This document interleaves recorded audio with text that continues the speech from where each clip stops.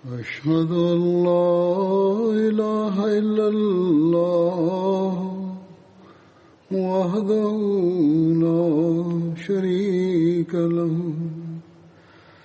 وأشهد أن محمدا عبده ورسوله أما بعد فأعوذ بالله من الشيطان الرجيم بسم الله الرحمن الرحيم الحمد لله رب العالمين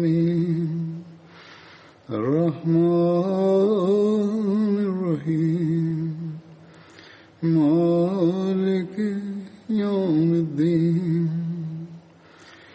إياك نعبد وإياك نستعين اهدنا الصراط المستقيم صراط الذين أنعمت عليهم غير المغضوب عليهم ولا الضالين.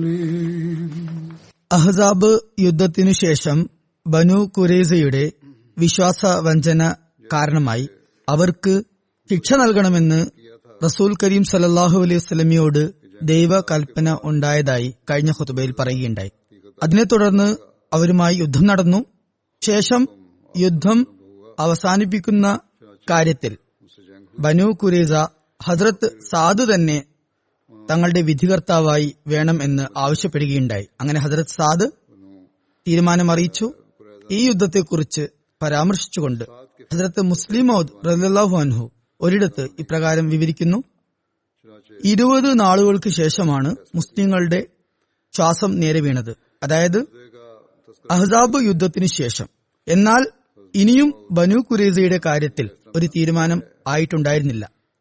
അവരുടെ വിശ്വാസവഞ്ചന കണ്ടില്ലെന്ന് നടിക്കാൻ സാധിക്കാത്ത ഒന്നായിരുന്നു. റസൂൽ കരീം സല്ലല്ലാഹു അലൈഹി വസല്ലം യുദ്ധത്തിൽ നിന്നും മടങ്ങി വന്നതും സഹാബാക്കളോട് പറഞ്ഞു, വീടുകളിൽ ചെന്ന് വിശ്രമിക്കാൻ വരട്ടെ. സന്ധ്യയാകുന്നതിനു മുമ്പ് ബനു ഖുറൈസയുടെ കോട്ടകൊത്തളങ്ങളിലേക്ക് എത്തിച്ചേരേണ്ടതുണ്ട്. അങ്ങനെ ആദ്യം ഹസ്രത്ത് അലിയെ ബനു ഖുറൈസയുടെ അടുത്തേക്ക് റസൂൽ കരീം സല്ലല്ലാഹു അലൈഹി വസല്ലം അയച്ചു. അവരുമായി നടന്ന ഉടമ്പടി അവർ എന്തുകൊണ്ട് ലംഘിച്ചു, അവരെന്തുകൊണ്ട് വിശ്വാസവഞ്ചന കാണിച്ചു എന്നതിനെക്കുറിച്ച് ചോദ്യം ചെയ്യാൻ വേണ്ടിയായിരുന്നു അയച്ചത്. എന്നാൽ ബനു ഖുറൈസ ഇക്കാര്യത്തിൽ ലജ്ജ പ്രകടിപ്പിക്കുകയോ മാപ്പ് ചോദിക്കുകയോ വല്ല ഒഴികഴിവും പറയുകയോ ചെയ്യുന്നതിന് പകരം ഹസ്രത്ത് അലിയോടും കൂട്ടരോടും വളരെ മോശം ആയ നിലയിൽ പെരുമാറുകയും റസൂൽ കരീം സല്ലല്ലാഹു അലൈഹി വസല്ലമയെയും അങ്ങയുടെ കുടുംബത്തിലെ സ്ത്രീകളെയും അസഭ്യം പുലമ്പുകയും ഞങ്ങൾക്ക് മുഹമ്മദ് സല്ലല്ലാഹു അലൈഹി വസല്ലം ആരാണ് എന്താണ് എന്ന് അറിയില്ലെന്നും അദ്ദേഹവുമായി ഞങ്ങൾക്ക് യാതൊരു കരാറുമില്ല എന്നും അവർ പറയുകയുമാണ് ചെയ്തത്. എന്നാൽ ഹസ്രത്ത് അലി ഈ മറുപടിയുമായി തിരികെ വരുമ്പോഴേക്കും റസൂൽ കരീം സല്ലല്ലാഹു അലൈഹി വസല്ലം സഹാബാക്കളോടൊപ്പം യഹൂദികളുടെ കോട്ടകൊത്തളങ്ങളിലേക്ക് പുറപ്പെട്ടിരുന്നു. യഹൂദികൾ വളരെ മോശമായ നിലയിൽ അസഭ്യം പുലമ്പുന്നുണ്ടായിരുന്നു.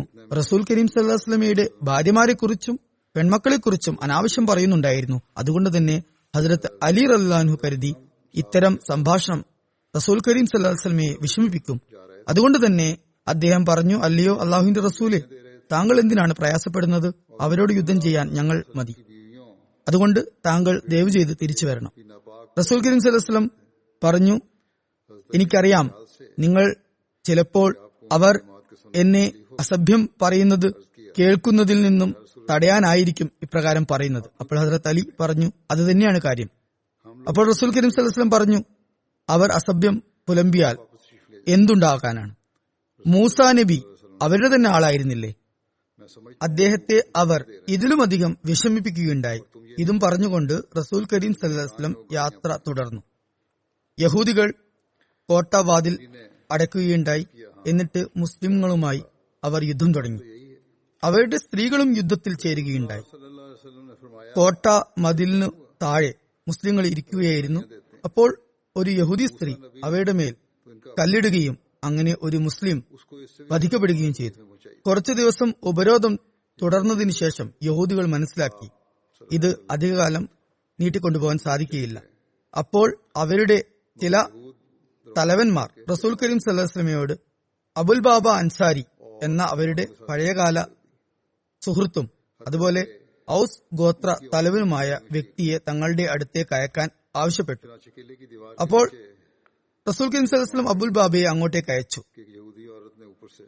യഹൂദികൾ അദ്ദേഹവുമായി കൂടിയാലോചന നടത്തി. എന്നിട്ട് ചോദിച്ചു, മുഹമ്മദ് റസൂലുള്ളാഹി സ്വല്ലല്ലാഹു അലൈഹി വസല്ലമയുടെ ഈ ആവശ്യത്തെ, അതായത് തീരുമാനം കൽപ്പിക്കാൻ റസൂൽ കരീം സല്ലല്ലാഹു അലൈഹി വസല്ലമയ്ക്ക് അനുവാദം നൽകണം എന്ന ആവശ്യത്തെ അനുവദിച്ചു കൊടുക്കുകയും അതുപോലെ ആയുധം വെച്ച് കീഴടങ്ങുകയും ചെയ്യുകയാണോ ഞങ്ങൾ വേണ്ടത് എന്ന് യഹൂദികൾ ചോദിച്ചു. അപ്പോൾ അബുൽ ബാബ വായ്കൊണ്ട് അതേ എന്ന് പറഞ്ഞെങ്കിലും ആംഗ്യം കാണിച്ചുകൊണ്ട് തന്റെ കഴുത്തിനു മേൽ കൈ തടവിക്കൊണ്ട് വധം ഉറപ്പാണ് എന്ന് സൂചന നൽകുകയുണ്ടായി. അപ്പോൾ റസൂൽ കരീം സല്ലല്ലാഹു അലൈഹി വസല്ലം ആ സമയത്ത് ഒരു തീരുമാനത്തിലെത്തിയിട്ടുണ്ടായിരുന്നില്ല. എന്നാൽ അബുൽ ബാബ കരുതിയിരുന്നത് ഈ യഹൂദികളുടെ കുറ്റത്തിന് വധശിക്ഷ തന്നെ മാത്രമേ ചേരുകയുള്ളൂ. ഇങ്ങനെ കരുതിയതുകൊണ്ടാണ് ഒന്നും ചിന്തിക്കാതെ അദ്ദേഹം അവരോടൊരു കാര്യം സൂചിപ്പിച്ചത്. എന്നാൽ അതുപോലെ തന്നെ അവരുടെ നാശവും, അതായത് ബനു ഖുറൈദയുടെ നാശവും സംഭവിക്കുകയുണ്ടായി. എന്നാൽ അപ്പോൾ യഹൂദികൾ പറഞ്ഞു, ഞങ്ങൾ മുഹമ്മദ് റസൂലുള്ളാഹി സ്വല്ലല്ലാഹു അലൈഹി വസല്ലമയുടെ തീരുമാനത്തെ അംഗീകരിക്കാൻ സന്നദ്ധരല്ല. എന്നാൽ അവർ റസൂൽ കരീം സല്ലല്ലാഹു അലൈഹി വസല്ലമയുടെ തീരുമാനം അംഗീകരിച്ചിരുന്നെങ്കിൽ കൂടി വന്നാൽ അവർക്ക് മറ്റ് യഹൂദി ഗോത്രങ്ങൾക്ക് ലഭിച്ച ശിക്ഷയായ നാടുകടത്തൽ മാത്രമേ ലഭിക്കുമായിരുന്നുള്ളൂ. എന്നാൽ ദൗർഭാഗ്യകരമെന്ന് പറയട്ടെ, അവർ പറഞ്ഞു, ഞങ്ങൾ മുഹമ്മദ് റസൂലുള്ളാഹി സ്വല്ലല്ലാഹു അലൈഹി വസല്ലമയുടെ തീരുമാനം അംഗീകരിക്കാൻ തയ്യാറല്ല. ഞങ്ങൾ ഞങ്ങളുടെ സഖ്യകക്ഷിയായ ഔസ് ഗോത്രത്തിലെ തലവനായ സഅദ് ബിൻ മുആസിന്റെ തീരുമാനമാണ് അംഗീകരിക്കുക. അദ്ദേഹം നൽകുന്ന തീരുമാനം ഞങ്ങൾക്ക് സമ്മതമാണ്. എന്നാൽ ആ സമയത്ത് കുറച്ച് യഹൂദികൾ ഇക്കാര്യത്തോട് വിയോജിച്ചു. ഇക്കാര്യത്തെ എതിർത്തുകൊണ്ട് പറഞ്ഞു, ഞങ്ങൾ വിശ്വാസവഞ്ചന കാണിച്ചു എന്നത് സ്പഷ്ടമാണ്. അതുപോലെ മുസ്ലിങ്ങളുടെ പെരുമാറ്റത്തിൽ നിന്നും മനസ്സിലാകുന്നത് അവരുടെ മതം സത്യമാണ് എന്നും ആണ്. അതും പറഞ്ഞ് കുറച്ചുപേർ അവരുടെ മതം ഉപേക്ഷിച്ച് ഇസ്ലാമിൽ പ്രവേശിച്ചു. ഇങ്ങനെ എതിരഭിപ്രായം പറഞ്ഞതിൽ ഒരു വ്യക്തി അവരുടെ തന്നെ ഗോത്ര തലവന്മാരിൽ ഒരാളായ അംർ ഇബ്നു സൗദിയുമായിരുന്നു. അദ്ദേഹം തന്റെ ഗോത്രത്തെ കുറ്റം പറഞ്ഞുകൊണ്ട്, നിങ്ങൾ വിശ്വാസവഞ്ചന കാണിച്ചിരിക്കുന്നു, ഉടമ്പടി ലംഘിച്ചിരിക്കുന്നു, അതുകൊണ്ട് ഒന്നുകിൽ നിങ്ങൾ മുസ്ലിങ്ങളാകണം, അല്ലെങ്കിൽ ജിസിയ അഥവാ ടാക്സ് നൽകണം എന്ന് പറയുകയുണ്ടായി. അപ്പോൾ യഹൂദികൾ പറഞ്ഞു, ഞങ്ങൾ മുസ്ലിങ്ങളുമാകുകയില്ല, ജിസിയ നൽകുന്നതല്ല, അതിലും ഭേദം മരണമാണ്. അപ്പോൾ അദ്ദേഹം അവരോട് പറഞ്ഞു, ഇനി നിങ്ങൾക്കുമേൽ എനിക്ക് യാതൊരു ഉത്തരവാദിത്വവുമില്ല. അതായത് അവരെ ഒരുപാട് പറഞ്ഞു മനസ്സിലാക്കാൻ ശ്രമിച്ചു. അതിനുശേഷം അദ്ദേഹം പറഞ്ഞു, എനിക്ക് നിങ്ങളുടെ മേൽ ഇനി യാതൊരു ബാധ്യതയുമില്ല, ഞാനുമായി നിങ്ങൾക്ക് യാതൊരു ബന്ധവുമില്ല. അങ്ങനെ പറഞ്ഞ് അദ്ദേഹം കോട്ട വിട്ട് പുറത്തു വന്നു. അപ്പോൾ മുസ്ലിങ്ങളുടെ ഒരു സംഘം അദ്ദേഹത്തെ കണ്ടു. ആ സംഘത്തിന്റെ തലവനായ മുഹമ്മദ് ബിൻ മുസ്ലിമ അദ്ദേഹത്തോട്, താങ്കൾ ആരാണ് എന്ന് ചോദിച്ചു. അപ്പോൾ അദ്ദേഹം പറഞ്ഞു, ഞാൻ ഇന്ന വ്യക്തിയാണ്. അപ്പോൾ മുഹമ്മദ് ബിൻ മുസ്ലിമ പറഞ്ഞു, അല്ലാഹുമ്മ ലാ തഹ്രിമിനി ഇകാലത്ത അസ്സറാത്തിൽ കിറാം, താങ്കൾ നിർഭയനായി പോയിക്കൊള്ളുക. എന്നിട്ട് അള്ളാഹുവിനോട് ദുആ ചെയ്തു, അള്ളാഹുവേ, എനിക്ക് തൽപ്രകൃതരുടെ കുറ്റങ്ങൾ മറച്ചുവെക്കാനും അതുപോലെ തൽക്കാര്യങ്ങൾ ചെയ്യുവാനുള്ള തൗഫീഖ് നൽകുമാറാകണേ. അതായത് ഈ വ്യക്തി തന്റെ ചെയ്തിയെക്കുറിച്ചും തന്റെ ഗോത്രത്തിന്റെ ചെയ്തിയെക്കുറിച്ചും പശ്ചാത്തപിക്കുന്നുണ്ട്. അതുകൊണ്ട് തന്നെ ഇദ്ദേഹത്തിന് മാപ്പ് കൊടുക്കുക എന്നത് തങ്ങളുടെ ധാർമ്മിക ഉത്തരവാദിത്തമാണ്. അതുകൊണ്ട് അദ്ദേഹം അയാളെ വെറുതെ വിട്ടു, ബന്ധനസ്ഥനാക്കിയില്ല. എന്നിട്ട് അള്ളാഹുവെ, എനിക്ക് സൽക്കാര്യങ്ങൾ ചെയ്യാനുള്ള തൗഫീക്ക് നൽകണമേ എന്ന് ദുആയും ചെയ്തു. അദ്ദേഹം അന്യായമായി ഒന്നും ഉദ്ദേശിച്ചിരുന്നില്ല. ഇക്കാര്യം റസൂൽ കരീം സല്ലല്ലാഹു അലൈഹി വസല്ലമയ്ക്ക് അറിയാൻ ഇടവന്നപ്പോൾ അങ്ങ് മുഹമ്മദ് ബിൻ മുസ്ലിമയെ ചോദ്യം ചെയ്യുകയോ കുറ്റപ്പെടുത്തുകയോ ചെയ്തില്ല. എന്തുകൊണ്ട് ആ യഹൂദിയെ വെറുതെ വിട്ടു എന്ന് ചോദിക്കുന്നതിന് പകരം അദ്ദേഹത്തിന്റെ ഈ പ്രവൃത്തിയിൽ അദ്ദേഹത്തെ അഭിനന്ദിക്കുകയുണ്ടായി.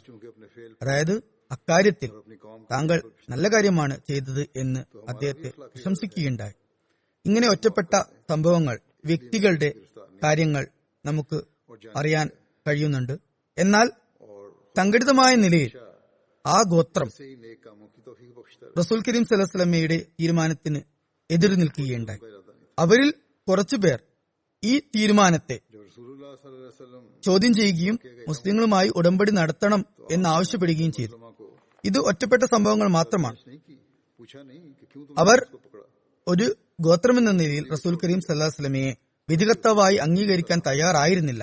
आपने उसके इस बात की तारीफ സാദ് തന്നെ വിധി കൽപ്പിക്കണമെന്ന് അവർ വാശി പിടിച്ചു. അവർക്ക് റസൂൽ കരീം സല്ലല്ലാഹു അലൈഹി വസല്ലമയുടെ വിധിയോട് യാതൊരു താല്പര്യവും ഉണ്ടായിരുന്നില്ല. इनफरादी थे। അതുകൊണ്ട് തന്നെയാണ് സാദിന് बनु തന്നെ വിധികർത്താവായി വേണം എന്ന് അവർ ആവശ്യപ്പെട്ടത്. റസൂൽ കരീം സല്ലല്ലാഹു അലൈഹി വസല്ലം അവരുടെ ഈ ആവശ്യം അംഗീകരിച്ചു കൊടുത്തു. സാദ് റളിയല്ലാഹു അൻഹു യുദ്ധത്തിനു ശേഷം പരിക്കേറ്റ് കിടക്കുകയായിരുന്നു. कुरैज़ा के फैसलों से താങ്കൾ चाहते थे कि मुसलमान ഇങ്ങോട്ട് വന്ന് തീരുമാനമെടുക്കുക, താങ്കളുടെ തീരുമാനം ബനു ഖുറൈസയ്ക്ക് സമ്മതമാണ് എന്ന് റസൂൽ കരീം സല്ലല്ലാഹു അലൈഹി വസല്ലം അദ്ദേഹത്തെ അറിയിച്ചു. ഇക്കാര്യം പരസ്യമായപ്പോൾ ഔസ് ഗോത്രക്കാർ, അവർ ബനു ഖുറൈസയുടെ പഴയകാല സഖ്യകക്ഷികളാണ്, कि रसूल करीम सल्लल्लाहु अलैहि वसल्लम അവർ സാദിന്റെ അടുത്തേക്ക് ഓടി വന്നുകൊണ്ട് ഖസ്റജ് തങ്ങളുടെ സഖ്യകക്ഷികളായ യഹൂദികളെ എപ്പോഴും രക്ഷിച്ചിട്ടുണ്ടായിരുന്നു, അതുകൊണ്ട് താങ്കളും रसूल करीम सल्लल्लाहु अलैहि वसल्लम को താങ്കളുടെ സഖ്യകക്ഷിയായ मानने से ബനു ഖുറൈസയെ करते हुए അനുകൂലിക്കുന്ന നിലയിൽ തീരുമാനമെടുക്കണമെന്നും ആവശ്യപ്പെടുകയുണ്ടായി. സാദ് പരിക്കേറ്റ കാരണത്താൽ സവാരി ചെയ്തുകൊണ്ട് വരികയായിരുന്നു, ബനു ഖുറൈസയുടെ അടുത്തേക്ക് പോവുകയായിരുന്നു. എന്നാൽ അദ്ദേഹത്തിന്റെ ഗോത്രക്കാർ അദ്ദേഹത്തെ ഇടം വലം വളയുകയും പിറകെ ഓടിക്കൊണ്ട് वसल्लम ने भी ചാട്യം പിടിക്കുകയും उनके इस मुतालबे को मान ഏതുവിധത്തിലും ബനു ഖുറൈസയ്ക്കെതിരെ ഒരു തീരുമാനമെടുക്കരുത് എന്ന് സാദിനോട് ആവശ്യപ്പെടുകയും ചെയ്തു. कुछ जो സാദ് അവരോട് ഇത്രമാത്രം പറഞ്ഞു, ला दी गई कि ആർക്കാണോ വിധി കൽപ്പിക്കാൻ വേണ്ടി മറ്റുള്ളവർ ഏൽപ്പിക്കുന്നത് ആ വ്യക്തി സത്യസന്ധതയോടും വിശ്വസ്തയോടും കൂടി പെരുമാറേണ്ടതുണ്ട്. അതുകൊണ്ട് തന്നെ ഞാൻ ഇക്കാര്യം അതുപോലെ തന്നെ ചെയ്യുന്നതാണ്. वो साथ സാദ് कर गए യഹൂദികളുടെ और उन्होंने കോട്ടയുടെ അടുത്തെത്തിയപ്പോൾ ഒരു ഭാഗത്ത് ബനു ഖുറൈസക്കാർ കോട്ട മതിലിനുമേൽ അദ്ദേഹത്തെ കാത്തു നിൽക്കുകയായിരുന്നു, മറുഭാഗത്ത് അവിടെ മുസ്ലിങ്ങളും ഇരിപ്പുണ്ടായിരുന്നു. സാദ് ആദ്യം തന്റെ ഗോത്രക്കാരോട് ചോദിച്ചു, എന്റെ തീരുമാനത്തെ നിങ്ങൾ അംഗീകരിക്കുമെന്ന് എനിക്ക് വാക്കു തരുമോ? അപ്പോൾ അവർ പറഞ്ഞു, തീർച്ചയായും അംഗീകരിക്കുന്നതാണ്. തുടർന്ന് സാദ് ബനു ഖുറൈസയെ അഭിസംബോധന ചെയ്തുകൊണ്ട് ചോദിച്ചു, നിങ്ങളും എന്റെ തീരുമാനത്തെ മാനിക്കും എന്ന് എനിക്ക് വാക്കു തരുമോ? അവരും അത് സമ്മതിച്ചു.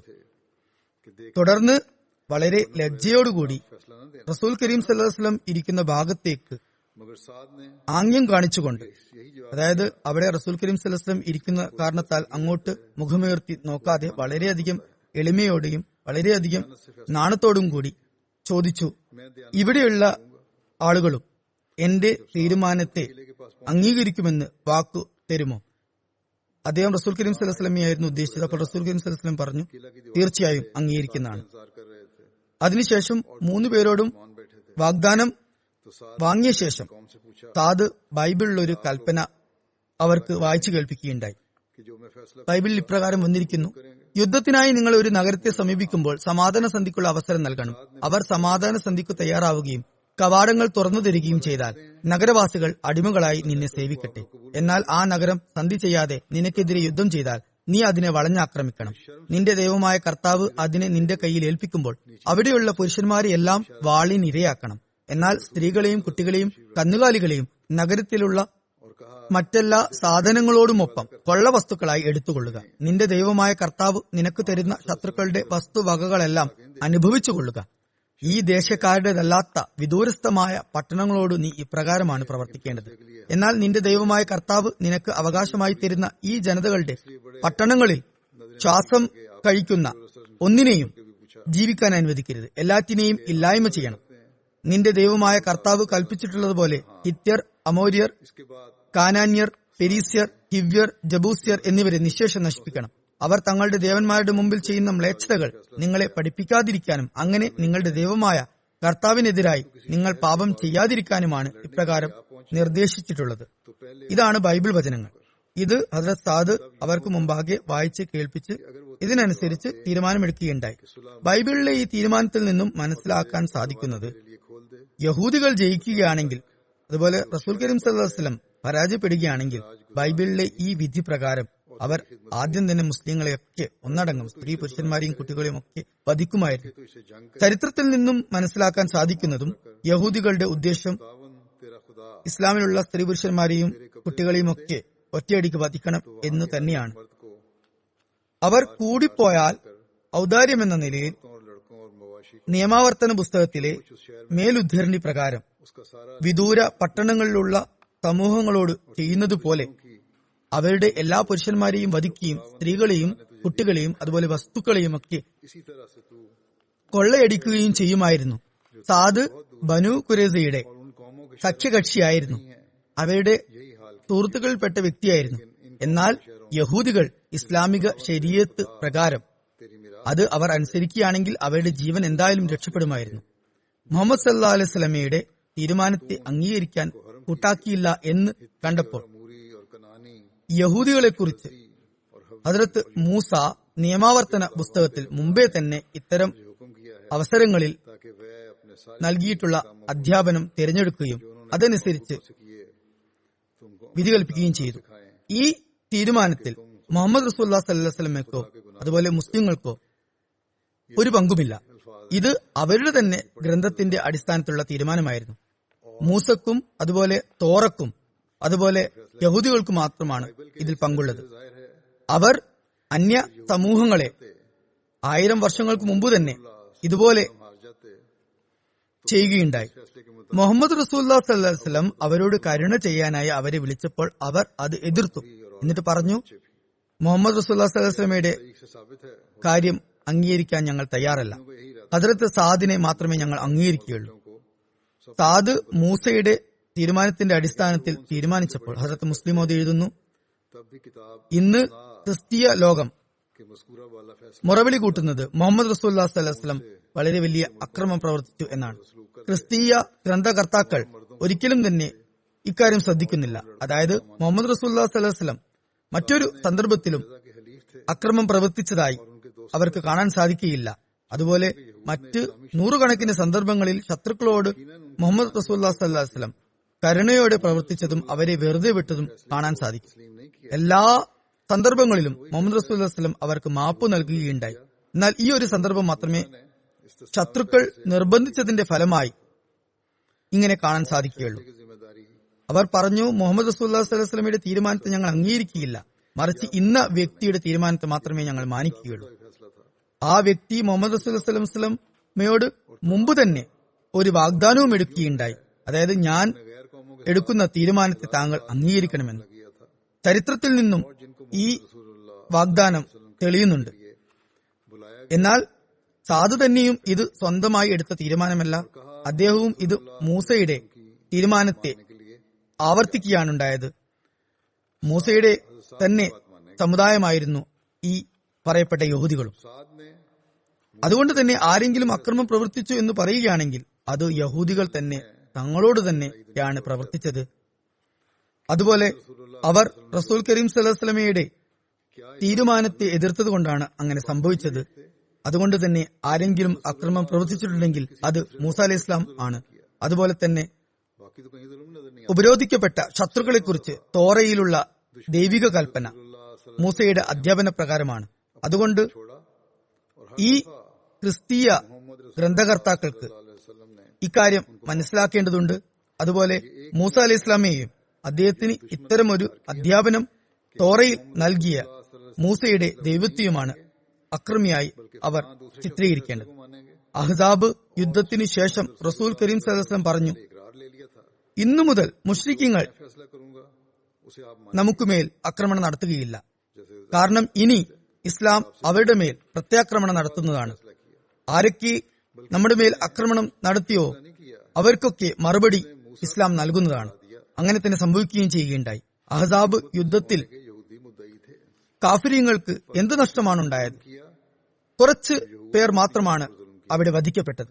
जिन्होंने രണ്ടാമത്തെ വർഷം വേണമെങ്കിൽ അവർക്ക് രണ്ടാമതും തയ്യാറെടുത്തുകൊണ്ട് 20,000 പേർക്ക് പകരമായി 40,000-മോ 50,000-മോ इस्लाम ने जुल्म किया പേരടങ്ങുന്ന സൈന്യം കൊണ്ടുവരാമായിരുന്നു. मुतल्लिक तौरात ഒരുപാട് खुदा से हुक्म സന്നാഹങ്ങളോടെ 1-1.5 ലക്ഷം പേരടങ്ങുന്ന സൈന്യവും അവർക്ക് കൊണ്ടുവരുന്നത് യാതൊരു ബുദ്ധിമുട്ടുമുള്ള കാര്യമായിരുന്നില്ല. എന്നാൽ 21 വർഷം തുടർച്ചയായി ശ്രമിച്ചതിനു ശേഷം കാഫിര്യങ്ങൾക്ക് ഒരു കാര്യം ബോധ്യപ്പെട്ടിരുന്നു: മുഹമ്മദ് റസൂലുള്ളാഹി സ്വല്ലല്ലാഹു അലൈഹി വസല്ലമയുടെ കൂടെയാണ് ദൈവമുള്ളത്. അതുപോലെ അവർ ആരാധിക്കുന്ന ബിംബങ്ങളൊക്കെ തന്നെ വ്യാജമാണ്. ഈ ലോകത്തെ സൃഷ്ടിച്ചത് ഏകനായ ദൈവമാണ്. അവരുടെ ശരീരത്തിന് കേടുപാടുകളൊന്നും പറ്റിയിരുന്നില്ല എങ്കിൽ കൂടി അവരുടെ ഹൃദയം ഉള്ളിൽ നിന്ന് തകർന്നിരുന്നു. അതായത് ബാഹ്യദൃഷ്ട്യ അവർ തങ്ങളുടെ ബിംബങ്ങളെ കുമ്പിടുന്നത് കാണാമെങ്കിലും അവയുടെ ഹൃദയത്തിന്റെ ഉള്ളറകളിൽ നിന്നും ലാ ഇലാഹ ഇല്ലല്ലാഹ് എന്ന ശബ്ദം ഉയരുന്നുണ്ടായിരുന്നു.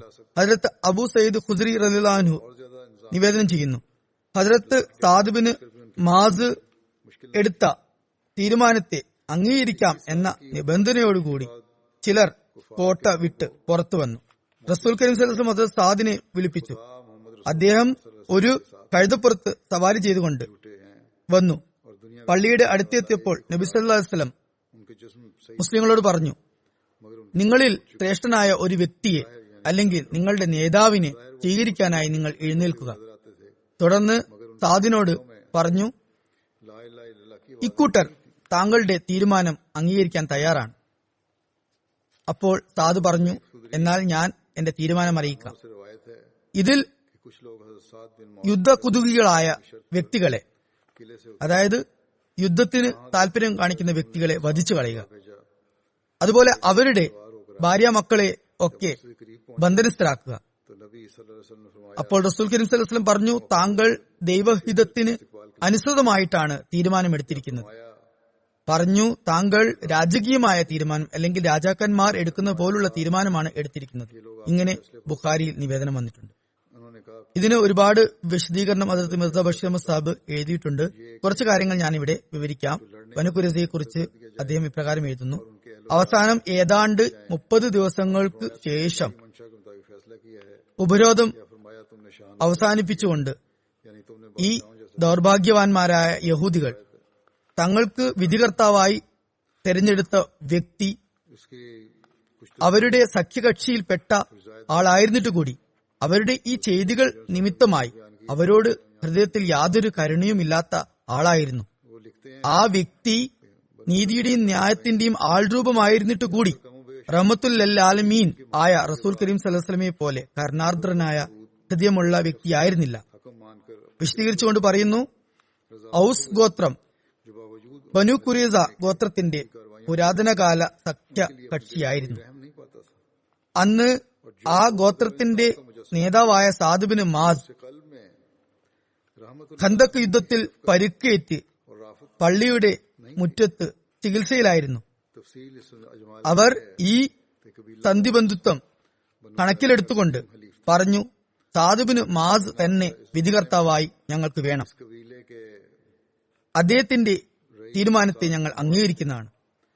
എന്നാൽ യഹൂദികളിൽ തന്നെ ചിലർ അപ്പോൾ അവിടെ ഈ തീരുമാനത്തെ ശരി അല്ല എന്ന് പറയുകയുണ്ടായി. അവർ കരുതിയിരുന്നത് തങ്ങൾ എന്തായാലും കുറ്റക്കാരാണ്, അതുകൊണ്ട് തന്നെ അവർ ഇസ്ലാമിന്റെ സത്യതയെ അംഗീകരിക്കുകയുണ്ടായി. അക്കൂട്ടരിൽ ചിലർ, അവയുടെ എണ്ണം ചരിത്ര നിവേദനങ്ങളിൽ നിന്നും 3 എന്ന് വന്നിട്ടുണ്ട്, സ്വന്തം ഇഷ്ടപ്രകാരം സന്തോഷത്തോടുകൂടി ഇസ്ലാം സ്വീകരിച്ചുകൊണ്ട് റസൂൽ കരീം സല്ലല്ലാഹു അലൈഹി വസല്ലമയുടെ അനുചര വൃന്ദത്തിൽ പ്രവേശിക്കുകയുണ്ടായി. അതിൽ ഒരു വ്യക്തി മുസ്ലിം ആയിട്ടില്ലെങ്കിൽ കൂടി തന്റെ ഗോത്രത്തിന്റെ വിശ്വാസവഞ്ചനയെക്കുറിച്ച് പറഞ്ഞ് ലജ്ജിതനായിക്കൊണ്ട് ബനു ഖുറൈസ റസൂൽ കരീം സല്ലല്ലാഹു അലൈഹി വസല്ലമയോട് യുദ്ധം ചെയ്യണം എന്ന് തീരുമാനിച്ചപ്പോൾ അയാൾ പറയുകയുണ്ടായി, എന്റെ ഗോത്രം മുഹമ്മദ് സല്ലല്ലാഹു അലൈഹി വസല്ലമയോട് വലിയ വിശ്വാസവഞ്ചനയാണ് കാണിച്ചിരിക്കുന്നത്. ഈ പാതകത്തിൽ പങ്കെടുക്കാൻ എനിക്ക് സാധ്യമല്ല. അതുകൊണ്ട് അയാൾ മദീന വിട്ട് പുറത്തേക്ക് പോയി. എന്നാൽ മറ്റുള്ളവർ അവസാനം വരെ ഇതേ വാശിയിൽ തന്നെ, അതായത് സാദ് തന്നെ തങ്ങൾക്ക് വിധികർത്താവായി വേണം എന്ന കാര്യത്തിൽ ശഠിച്ചു നിന്നു. റസൂൽ കരീം സല്ലല്ലാഹു അലൈഹി വസല്ലം അക്കാര്യം അംഗീകരിച്ചു. മുമ്പ് ഞാൻ പറയുകയുണ്ടായി. അതിനുശേഷം ചില അൻസാരി സഹാബികളെ സാദിനെ കൊണ്ടുവരാനായി റസൂൽ കരീം സല്ലല്ലാഹു അലൈഹി വസല്ലം അയച്ചു. സാദ് വന്നു. വഴിയിൽ വെച്ച് അദ്ദേഹത്തിന്റെ ഗോത്രക്കാർ ചിലർ ആവർത്തിച്ച് ബനു ഖുറൈസ നമ്മുടെ സഖ്യകക്ഷിയാണ്, അവരെ അനുകൂലമായ നിലയിൽ ഉള്ള വിധിയെടുക്കണം എന്നും ഖസ്റജ് തങ്ങളുടെ സഖ്യകക്ഷിയായ ബനു കൈനുക ഗോത്രത്തെ കുറിച്ചുള്ള വിധിയെടുത്തപ്പോൾ വളരെ അനുകൂലമായി ആയിരുന്നു, അതുപോലെ വളരെ ഔദാര്യപൂർവമായിരുന്നു പെരുമാറിയിരുന്നത്. അതുകൊണ്ട് കഠിനമായ ശിക്ഷകളൊന്നും താങ്കൾ നൽകരുത് എന്ന് പറയുകയുണ്ടായി. സാദ് ആദ്യമൊന്നും ഒന്നും പറഞ്ഞില്ല. എന്നാൽ ഇവർ ഇക്കാര്യം ആവർത്തിച്ച് പറഞ്ഞപ്പോൾ സാദ് പറഞ്ഞു, ഈ സമയത്ത് സാദ് സത്യത്തെയും നീതിയെയും മുറുകെ പിടിച്ചായിരിക്കും തീരുമാനമെടുക്കുക. അത് സംബന്ധമായി ആരുടെയും കുറ്റാരോപണത്തെ സാദ് വിലവെക്കുകയില്ല. ഈ മറുപടി കേട്ടതും സാദിന്റെ ആളുകൾ പിന്നെ ഒന്നും മിണ്ടിയില്ല. എന്തായാലും സാദ് റസൂൽ കരീം സല്ലല്ലാഹു അലൈഹി വസല്ലമയുടെ അടുത്തെത്തിയപ്പോൾ റസൂലുള്ളാഹി സഹാബാക്കളോട് പറഞ്ഞു, നിങ്ങളുടെ നേതാവ് വന്നിരിക്കുന്നു, നിങ്ങൾ എഴുന്നേറ്റ് നിന്നുകൊള്ളുക. അദ്ദേഹത്തെ സവാരി മൃഗത്തിൽ നിന്നും താഴേക്കിറങ്ങാൻ സഹായിച്ചുകൊള്ളുക. അദ്ദേഹം സവാരിയിൽ നിന്ന് താഴേക്കിറങ്ങിയപ്പോൾ റസൂൽ കരീം സല്ലല്ലാഹു അലൈഹി വസല്ലം മുന്നോട്ട് വന്നു. എന്നിട്ട് അദ്ദേഹത്തെ അഭിസംബോധന ചെയ്തുകൊണ്ട് പറഞ്ഞു, അല്ല, റസൂൽ കരീം സല്ലല്ലാഹു അലൈഹി വസല്ലമയുടെ അടുത്ത് ഹസ്രത്ത് സാദ് വന്നു. എന്നിട്ട് അപ്പോൾ റസൂൽ കരീം സല്ലല്ലാഹു അലൈഹി വസല്ലം അദ്ദേഹത്തോട് പറഞ്ഞു, അല്ലയോ സാദ്, ബനു ഖുറൈസ താങ്കളെ വിധികർത്താവായി അംഗീകരിച്ചിരിക്കുന്നു, അവരെ കുറിച്ചുള്ള വിധി പറഞ്ഞാലും. അപ്പോൾ സാദ് ആദ്യം തന്റെ ഗോത്രമായ ഔസിലെ ആളുകളോട് നോക്കിക്കൊണ്ട് പറഞ്ഞു, ദൈവത്തെ സാക്ഷി നിർത്തിക്കൊണ്ട് പറയുക, ഞാൻ എന്തു തീരുമാനമെടുത്താലും അത് പ്രാവർത്തികമാക്കും എന്ന് നിങ്ങൾ എനിക്ക് വാക്കു തരണം. അപ്പോൾ അവർ പറഞ്ഞു, ഞങ്ങൾ വാക്കു തരുന്നു. ഞാൻ മുമ്പും പറഞ്ഞതാണ്, ഹദരത്ത് ഖലീഫത്തുൽ സാനി ഇക്കാര്യത്തെക്കുറിച്ച് പരാമർശിച്ചിട്ടുണ്ടായിരുന്നു. എന്തായാലും സാദ് റസൂൽ കരീം സല്ലല്ലാഹു അലൈഹി വസല്ലം ഇരിക്കുന്ന ഭാഗത്തേക്ക് ചൂണ്ടിക്കാണിച്ചുകൊണ്ട് പറഞ്ഞു, ആ മാന്യനായ സാഹിബ് എന്നാണ് എഴുതിയിട്ടുള്ളത്, ആ സാഹിബ് അവിടെ ഇരിക്കുന്ന വ്യക്തിയും ഇതേ പ്രകാരം എനിക്ക് വാക്കു നൽകാൻ തയ്യാറാണോ? അതായത് എന്റെ തീരുമാനം അനുസരിച്ച് പ്രവർത്തിക്കും എന്ന് വാക്കു തരാൻ തയ്യാറാണ്. അപ്പോൾ റസൂൽ കരീം സല്ലല്ലാഹു അലൈഹി വസല്ലം പറഞ്ഞു, ഞാനും വാക്കു തരുന്നു. ഇങ്ങനെ വാക്കും സംസാരവും നടന്നതിനു ശേഷം സാദ് തന്റെ തീരുമാനം അറിയിച്ചു. അതായത് ബനു ഖുറൈസയിൽ യുദ്ധ കുതുകികളായ അല്ലെങ്കിൽ യുദ്ധത്തിനോട് താല്പര്യമുള്ള വ്യക്തികളെയൊക്കെ വധിച്ചു കളയുക, അവരുടെ ഭാര്യ മക്കളെയും ബന്ധനസ്ഥരാക്കുക, അവരുടെ സ്വത്തുക്കൾ മുസ്ലിങ്ങളുടെ ഇടയിൽ വിതരണം ചെയ്യുക എന്ന് റസൂൽ കരീം സല്ലല്ലാഹു അലൈഹി വസല്ലം ഈ തീരുമാനം കേട്ടപ്പോൾ അനിയന്ത്രിതമായി പറഞ്ഞു, താങ്കളുടെ ഈ തീരുമാനം അള്ളാഹുവിന്റെ തഖ്ദീർ പ്രകാരമാണ്, അതൊരിക്കലും തന്നെ തള്ളിപ്പോകുകയില്ല. ഇത് പറഞ്ഞുകൊണ്ട് അങ്ങ് ഉദ്ദേശിച്ചത് ബനു ഖുറൈസയെ കുറിച്ചുള്ള ഈ തീരുമാനം ഏത് അവസരത്തിലാണ് എടുത്തിട്ടുള്ളത് എന്ന് വെച്ച് നോക്കുമ്പോൾ ഇത് ദൈവത്തിന്റെ ഇടപെടലോടുകൂടി നടന്നതാണെന്ന് വ്യക്തമാണ്. അതുകൊണ്ട് തന്നെ റസൂലുള്ളാഹി സ്വല്ലല്ലാഹു അലൈഹി വസല്ലമയ്ക്ക് സ്വതസിദ്ധമായ കാരുണ്യ വികാരം അതിനൊരു വിഘാതമായി നിന്നില്ല. ഈ സംഭവം വളരെ കൃത്യമായിട്ടുള്ളതാണ്. കാരണം ബനു ഖുറൈസ അബുൽ ബാബയെ കൂടിയാലോചന നടത്താനായി വിളിപ്പിക്കുന്നു. അബുൽ ബാബ ഒരു അടിസ്ഥാനവുമില്ലാതെ ഒരു കാര്യം പറയുന്നു. അതിനുശേഷം റസൂൽ കരീം സല്ലല്ലാഹു അലൈഹി വസല്ലമയെ വിധികർത്താവായി അംഗീകരിക്കാൻ അവർ കൂട്ടാക്കുന്നില്ല. അവർ കരുതുന്നു, ഔസ് ഗോത്രം ഞങ്ങളുടെ പൂർവകാല സഖ്യകക്ഷികളാണ്, അതുകൊണ്ട് വളരെ ഔദാര്യപൂർവ്വം ഞങ്ങളോട് പെരുമാറും എന്ന് കരുതി സാദ് ബിൻ മുആസ് എന്ന ഔസ് ഗോത്ര പ്രമാണിയെ തന്നെ വിധികർത്താവായി അവർ ആവശ്യപ്പെടുന്നു. എന്നാൽ സാദും സത്യത്തോടും നീതിയോടും കൂടി പെരുമാറുന്നു. അങ്ങനെ അദ്ദേഹവും തന്റെ ഗോത്രബന്ധുത്വവും സന്ധിബന്ധുത്വവും ഒക്കെ മറന്നുകൊണ്ട് ഒരു തീരുമാനം എടുക്കുന്നു. ഈ തീരുമാനം എടുക്കുന്നതിന് മുമ്പ് റസൂൽ കരീം സല്ലല്ലാഹു അലൈഹി വസല്ലമയോട് വാക്കും വാങ്ങിക്കുന്നു, എന്തു തന്നെ തീരുമാനിച്ചാലും അതുപ്രകാരം അങ്ങ് നടപ്പിൽ വരുത്തുമെന്ന്. ഈ കാര്യങ്ങളൊക്കെ തന്നെ യാദൃശ്ചികമാകാൻ വകയില്ല. എന്തായാലും ഇതിന്റെയൊക്കെ ഉള്ളിൽ അള്ളാഹുവിന്റെ തഖ്ദീർ പ്രവർത്തിച്ചിട്ടുണ്ട്. ഈ തീരുമാനം അള്ളാഹുവിന്റേതാണ്, സാദിന്റേതായിരുന്നില്ല. ഹദരത്ത് മിർസ ബഷീർ അഹമ്മദ് സാഹിബ് എഴുതുന്നു, മനസ്സിലാക്കാൻ സാധിക്കുന്നത് ബനു ഖുറൈസയുടെ വാഗ്ദാന ലംഘനം, വിശ്വാസവഞ്ചന, പ്രക്ഷോഭം, ഫിത്ന, ഫസാദ്, അതുപോലെ രക്തച്ചൊരിച്ച് ഇതൊക്കെ കാരണമായി ദൈവിക കോടതിയിൽ നിന്നുമാണ് ഈ തീരുമാനം പുറപ്പെട്ടത്. അതായത് യുദ്ധോത്സുകരായ ഇവരെയൊക്കെ തന്നെ ലോകത്തു നിന്നും തുടച്ചു നീക്കണമെന്ന്. ആദ്യം തന്നെ റസൂലുള്ളാഹി സ്വല്ലല്ലാഹു അലൈഹി വസല്ലമയ്ക്ക് ഈ യുദ്ധത്തെക്കുറിച്ച് ദൈവിക ബോധനമുണ്ടാകുന്നു. അതിൽ നിന്ന് തന്നെ മനസ്സിലാകുന്നത് ഇത് ദൈവത്തിന്റെ തഖ്ദീർ പ്രകാരമാണ്. എന്നാൽ ദൈവം തന്റെ ദൂതർ മുഖേന ഇത്തരമൊരു തീരുമാനം നടപ്പിൽ വരുത്താൻ ആഗ്രഹിച്ചിരുന്നില്ല. അവന്റെ നിഗൂഢങ്ങളിൽ നിഗൂഢമായ നടപടി പ്രകാരം റസൂൽ കരീം സല്ലല്ലാഹു അലൈഹി വസല്ലം ഇതിൽ നിന്നൊക്കെ വിട്ടുനിൽക്കുന്നു. സാദുബിന് മാസ് മുഖേന ഇത്തരമൊരു തീരുമാനം വിളംബരപ്പെടുന്നു.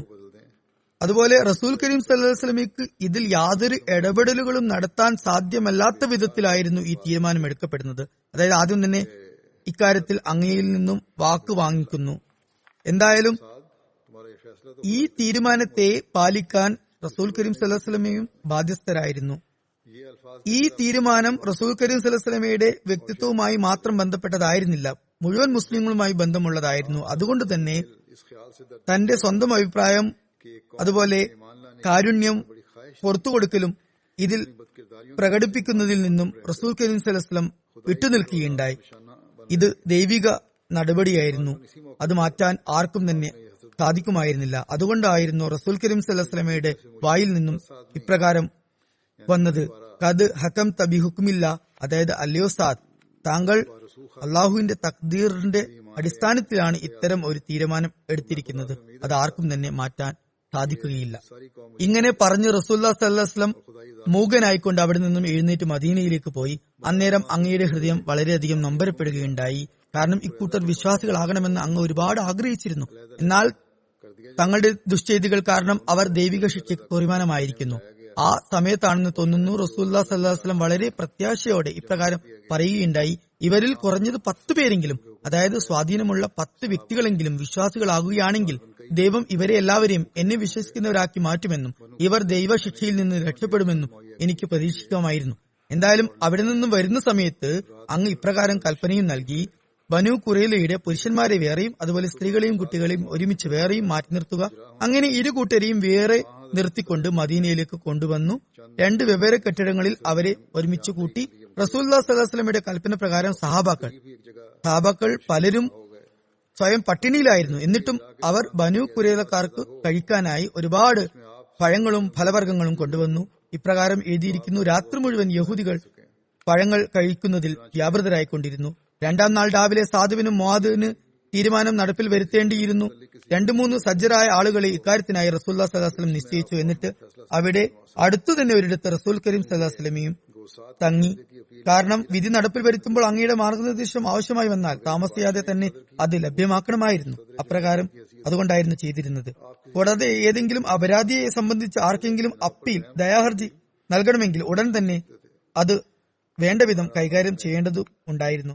സാദിന്റെ തീരുമാനത്തിനെതിരെ കോടതി പ്രകാരം അങ്ങയ്ക്ക് മുമ്പിൽ അപ്പീൽ വരാൻ തരമൊന്നും ഉണ്ടായിരുന്നില്ലെങ്കിലും ഒരു രാജാവ് അല്ലെങ്കിൽ ഭരണാധിപൻ എന്ന നിലയ്ക്ക് അങ്ങയ്ക്ക് ഏതെങ്കിലും വ്യക്തിയെ സംബന്ധിച്ച് പ്രത്യേക കാരണങ്ങളുടെ അടിസ്ഥാനത്തിൽ ദയാഹർജി കേൾക്കാൻ സാധിക്കുമായിരുന്നു.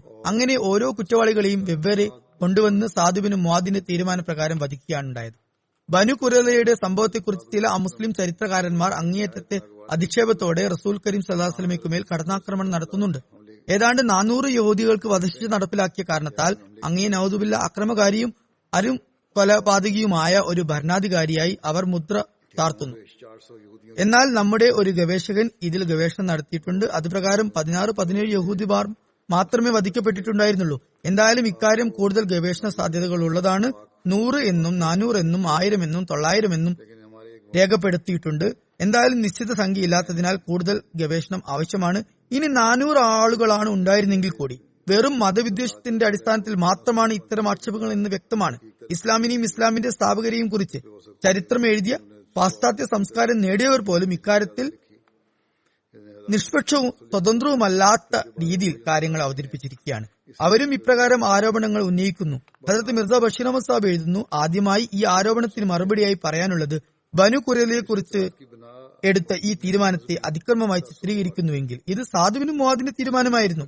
റസൂലുള്ളാഹി സ്വല്ലല്ലാഹു അലൈഹി വസല്ലമയ്ക്ക് ഒരിക്കലും ഇതിൽ പങ്കുണ്ടായിരുന്നില്ല. അതുകൊണ്ട് അങ്ങേക്കുമേൽ ആക്ഷേപം വരുന്നേയില്ല. രണ്ടാമതായി, അപ്പോഴത്തെ സ്ഥിതി അനുസരിച്ച് ഈ തീരുമാനം തെറ്റോ അക്രമപരമോ ആയിരുന്നില്ല.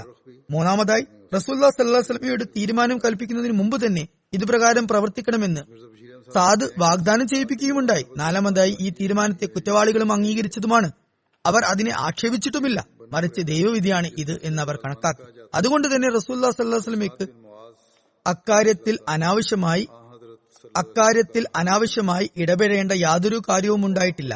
സാദ് വിധി പുറപ്പെടുവിച്ച ശേഷം റസൂലുള്ളാഹി സ്വല്ലല്ലാഹു അലൈഹി വസല്ലമയ്ക്ക് ചെയ്യാനുണ്ടായിരുന്നത് ഇത്രമാത്രമായിരുന്നു. അതായത് ഭരണവ്യവസ്ഥിതി അനുസരിച്ച് അക്കാര്യം ഭംഗിയായി നടപ്പിൽ വരുത്തുക എന്ന് മാത്രമായിരുന്നു. മുമ്പ് പറഞ്ഞതുപോലെ ഇക്കാര്യം അങ്ങ് നടപ്പിൽ വരുത്തിയത് കാരുണ്യത്തിന്റെ ഉദാത്ത മാതൃക കാണിച്ചുകൊണ്ടാണ്. അതായത് അവർ വിധി നടപ്പിൽ വരുത്തുന്നതുവരെ തടവിലായിരുന്നപ്പോൾ അവർക്ക് താമസ സൗകര്യങ്ങളും ഭക്ഷണ സൗകര്യങ്ങളും മികച്ച നിലയിൽ ഒരുക്കി കൊടുക്കുകയുണ്ടായി. സാദിന്റെ വിധി നടപ്പിൽ വരുത്തുന്ന സമയത്ത് അപരാധികൾക്ക് ഏറ്റവും കുറഞ്ഞ യാതന അനുഭവിക്കുന്ന വിധത്തിലുള്ള സംവിധാനമാണ് ഒരുക്കിയിട്ടുണ്ടായിരുന്നത്. അതായത് ആദ്യം അവരുടെ വികാരങ്ങളെ മാനിച്ച് ഒരു കുറ്റവാളി വധിക്കപ്പെടുമ്പോൾ മറ്റൊരാൾ കാണാത്ത വിധത്തിലായിരുന്നു അത് നടപ്പിൽ വരുത്തിയിരുന്നത്. അതുമാത്രമല്ല, ഒരാൾക്കും വധശിക്ഷ നടപ്പിലാക്കുന്ന സ്ഥലത്ത് എത്തുന്നതുവരെ തങ്ങൾ എവിടേക്കാണ് പോകുന്നതെന്ന് അറിവുണ്ടായിരുന്നില്ല. രണ്ടാമതായി, ആരെക്കുറിച്ചാണോ ദയാഹർജി സമർപ്പിക്കപ്പെട്ടത് അവർക്കൊക്കെ അങ്ങ് ഉടനടി മാപ്പ് നൽകുകയുണ്ടായി. അത്തരക്കാരെ ജീവനോട് വിട്ടെന്നു മാത്രമല്ല, അവരുടെ ഭാര്യാമക്കളെയും സ്വത്തുക്കളെയും ഒക്കെ തിരികെ നൽകാനും കൽപ്പിച്ചു. ഇതിലും അധികമായി ഒരു കുറ്റവാളിയോട് എന്ത് കാരുണ്യമാണ് ഉണ്ടാകേണ്ടത്? അതുകൊണ്ട് തന്നെ ബനു ഖുറൈളയുടെ സംഭവത്തെക്കുറിച്ച് അങ്ങയ്ക്കെതിരെ യാതൊരു ആക്ഷേപവും സാധുവല്ല. എന്നു മാത്രമല്ല, ഈ സംഭവം റസൂലുള്ളാഹി സ്വല്ലല്ലാഹു അലൈഹി വസല്ലമയുടെ ഉന്നത ധാർമ്മിക ഗുണങ്ങളെയും സംവിധാന മികവിനെയും സഹജമായ കരുണാർദ്രതയെയും സ്പഷ്ടമാക്കുന്നതാണ്. സാദിന്റെ വിധി എന്തായാലും കഠിനവും മനുഷ്യപ്രകൃതത്തിന് ആഘാതമേൽപ്പിക്കുന്നതുമാണ് എന്നതിൽ തർക്കമില്ല. എന്നാൽ അതുകൂടാതെ വേറെ എന്തെങ്കിലും മാർഗം സ്വീകരിക്കാൻ തരമുണ്ടായിരുന്നോ? നാം പറഞ്ഞതുപോലെ ബനു ഖുറൈളയെക്കുറിച്ച് സാദിന്റെ വിധി കഠോരം തന്നെ. എന്നാൽ അത് നിർബന്ധിതാവസ്ഥ കാരണമായിരുന്നു. സാഹചര്യത്തിന്റെ സമ്മർദ്ദം മൂലമുള്ള അനിവാര്യമായ ഫലമായിരുന്നു അത്. വേറെ രക്ഷയൊന്നും ഉണ്ടായിരുന്നില്ല. അതുകൊണ്ടാണ് മാർഗോലിയോത്ത് പോലുള്ള ചരിത്രകാരന്മാർ അദ്ദേഹത്തിന് ഇസ്ലാമിന്റെ അനുകൂലിയാകാൻ യാതൊരു വകയുമില്ല, അദ്ദേഹം പോലും സാദിന്റെ വിധി സാഹചര്യത്തിന്റെ സമ്മർദ്ദത്തിന്റെ ഫലമാണ് എന്ന് ഏറ്റുപറയാൻ നിർബന്ധിതനാകുകയുണ്ടായി. അദ്ദേഹം എഴുതുന്നു, അഹ്സാബ് യുദ്ധത്തെക്കുറിച്ച് മുഹമ്മദ് സാഹിബ് സല്ലല്ലാഹു അലൈഹി വസല്ലമിന്റെ വാദം അത് ദൈവവിധി പ്രകാരമായിരുന്നു എന്നാണ്. അത് ബനു നളീർ നടത്തിയ കുതന്ത്രങ്ങളുടെ ഫലമായാണ് എന്നാണ്. അവരാണ് അതിലേക്ക് കാര്യങ്ങൾ കൊണ്ടെത്തിച്ചത് എന്ന് മനസ്സിലാക്കാം. എന്നാൽ ബനു നളീറിനെ നാടുകടത്തുക മാത്രമാണ് മുഹമ്മദ് സാഹിബ് സല്ലല്ലാഹു അലൈഹി വസല്ലം ചെയ്തത്. ഇവിടെ ഉയരുന്ന ഒരു ചോദ്യം, മുഹമ്മദ് സാഹിബ് സല്ലല്ലാഹു അലൈഹി വസല്ലം ബനു ഖുറൈളയെയും അതുപോലെ നാടുകടത്തി അവരും അദ്ദേഹത്തിനെതിരെ യുദ്ധത്തിൽ ആളി കത്തിക്കുന്നവരുടെ കൂട്ടത്തിൽ ഉൾപ്പെടണമായിരുന്നോ? അങ്ങനെ ശത്രുബലം വർദ്ധിപ്പിക്കണമായിരുന്നോ? മാത്രമല്ല, ആ സമൂഹത്തെ മദീനയിൽ പാർപ്പിക്കാനും പറ്റില്ലായിരുന്നു. കാരണം അവർ മുസ്ലിങ്ങളെ ആക്രമിക്കാൻ വന്നവരോട് പരസ്യമായ നിലയിൽ കക്ഷി ചേർന്നു. അതുകൊണ്ട് അവരെ നാടുകടത്തുന്നതും സുരക്ഷിതമായിരുന്നില്ല. മദീനയിൽ അവർ തുടരുന്നതും അപകടകരമായിരുന്നു. അതുകൊണ്ട് തന്നെ അവരെ വധിക്കണമെന്ന കൽപ്പന പുറപ്പെടുവിക്കാതെ വേറെ മാർഗമൊന്നുമുണ്ടായിരുന്നില്ല. ഇതാണ് മാർഗോലിയോത്ത് എഴുതിയത്. അതുകൊണ്ട് സാദിന്റെ ഈ തീരുമാനം തീർത്തും നീതിന്യായപൂർവവും ആയിരുന്നു. റസൂലുള്ളാഹി സ്വല്ലല്ലാഹു അലൈഹി വസല്ലമയ്ക്ക് മുമ്പേയുള്ള വാഗ്ദാന നിമിത്തം ഈ വിധിയിൽ കാരുണ്യത്തോടെ പെരുമാറാൻ സാധിക്കുകയും ഉണ്ടായിരുന്നില്ല. കുറച്ചുപേരെ കുറിച്ച് ദയാഹർജി ലഭിച്ചപ്പോൾ അങ്ങ് അത് പാസാക്കുകയുണ്ടായി. അല്ലാതെ അങ്ങക്ക് പൊതുവായ നിലയിൽ ഒരു തീരുമാനം നൽകാൻ പറ്റുമായിരുന്നില്ല. മാത്രവുമല്ല, അങ്ങയെ അവർ വിധികർത്താവായി നിശ്ചയിക്കുന്നതിന് കൂട്ടാക്കുകയുമുണ്ടായില്ല. അതുകാരണത്താൽ മിക്ക യഹൂദികളും ദയാഹർജിയുമായി മുന്നോട്ട് വന്നിട്ടില്ലെന്നും മനസ്സിലാക്കാം. കുറച്ചുപേരൊഴിച്ച് അപ്പീലില്ലാതെ അങ്ങയ്ക്ക് പുറത്തു കൊടുക്കാനും സാധിക്കുമായിരുന്നില്ല. കാരണം ഒരു രാജ്യദ്രോഹം ചെയ്തയാൾ തന്റെ പ്രവൃത്തിയിൽ ലജ്ജിതനാകാതെ അയാളെ വെറുതെ വിടുകയെന്നത് രാഷ്ട്രീയപരമായും അപകടം ക്ഷണിച്ചു വരുത്തുന്ന ഒരു കാര്യമായിരുന്നു. മറ്റൊരു കാര്യം കൂടി ഓർമ്മ വെക്കേണ്ടതുണ്ട്.